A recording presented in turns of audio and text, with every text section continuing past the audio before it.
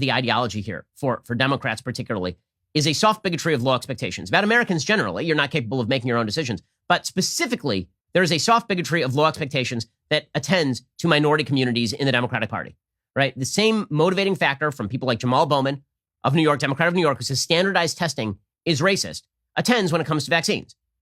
And we have seen a tremendous amount of vaccine hesitancy, unfortunately, in the Black and Hispanic community.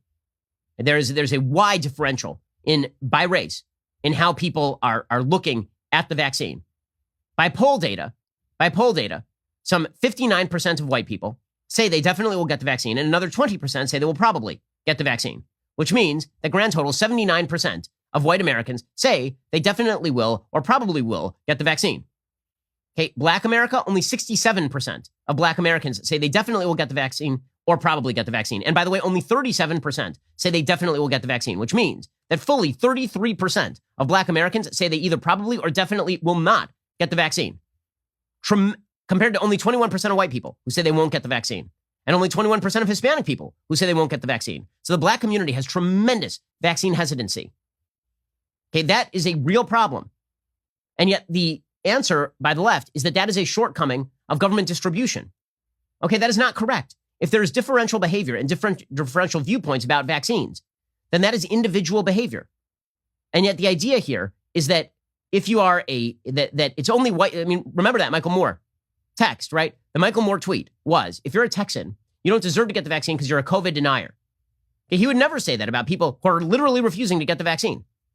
Why? Because for him, the question, there's a soft bigotry that is inherent in leftist thought that suggests that if a white person makes a bad decision, it's on the white person. But if a Black person makes a bad decision, then it is because the system is racist. Okay, that is not correct. We should be encouraging everyone to make good decisions. This is why all of the tomfoolery about the vaccine rollout is a mistake. We should be giving the vaccine to anyone who will take it at any point at this point. There are many, many vaccines out there. Tranching out vaccines based on quote-unquote equity is a foolhardy game. Okay, instead, what we should be doing is making it available to anyone who wants one, and we should be actively encouraging people to get one, not writing op-eds in the New York Times like Charles Blow, talking about why Black people are hesitant about vaccines, but encouraging Black people to get vaccines, encouraging everybody to go get the vaccine today. And yet again, there is that generalized idea that the government must be in complete control. They must mandate things because you can't take care of yourself. But they'll only talk about a certain type of person who is COVID scared or COVID shy. Right? It's an obvious point and an ugly point. But people on the left will only talk about COVID shyness when it comes to white Americans. They will not talk about COVID shyness when it comes to minority Americans, even though the percentages are greater among minority Americans. I mean, why?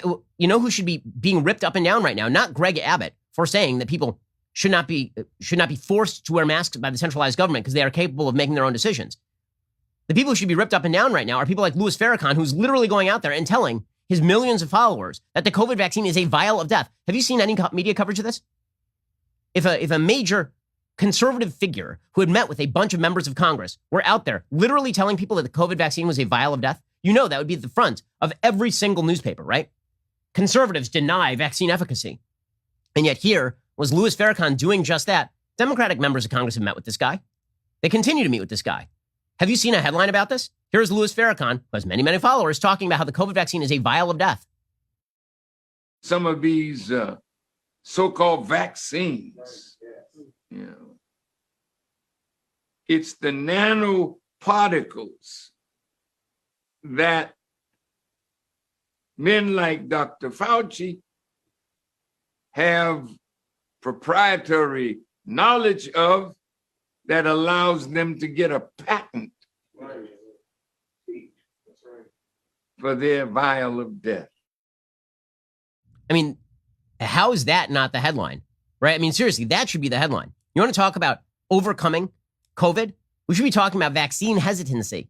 By the way, encouraged for months by people like Kamala Harris, who literally said that she would not get a vaccine just if Trump told her to. I mean, this sort of stuff has an actual impact. And if you look by race and ethnicity at why people are not getting the vaccine, right, that you can see the reasons why people aren't getting the vaccine. What you will see is that among Black Americans, a disproportionate number of Black Americans don't trust the COVID-19 vaccine, and a disproportionate number of black Americans are concerned about the side effects and they plan to wait and see whether it is safe. And yet the idea here is that it's a problem with the distribution system. What if it's not a problem with the distribution system? If the reason that the left wants centralized control is because they want control over people, then they really should be clear about why they want control over people. Because right now, they tend to blame the system whenever individual choices are made they don't like from people who are allies of theirs, but they blame the individual people when they're people who they don't like, who don't believe like they do, politically speaking. This is ugly stuff. The soft bigotry of low expectations, by the way, completely infuses the Democratic Party at this point. And you want to talk about Democrat-run cities that have soft bigotry of low expectations? This story came across my desk this morning from Fox Baltimore.